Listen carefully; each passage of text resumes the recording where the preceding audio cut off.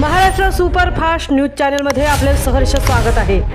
खास सत्याची धार लेखणीची महाराष्ट्रातील ताज्या आणि वेगवान बातम्या पाहण्यासाठी आपल्या हक्काचे चॅनल शेअर करा, लाईक करा आणि सबस्क्राईब करा। धन्यवाद।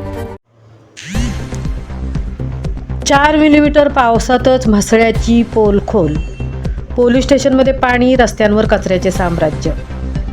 रायगड जिल्ह्यात काल मान्सूनपूर्व पावसाने जोरदार हजेरी लावली असून म्हसळा शहरात काल सकाळी 8च्या सुमारास विजांच्या कडकडाटासह सुमारे 4 मिलीमीटर पाऊस झाला आणि या पावसामुळे उकाड्यापासून दिलासा मिळाला असला तरी शहरातील अनेक समस्या पुन्हा एकदा समोर आल्या आहेत।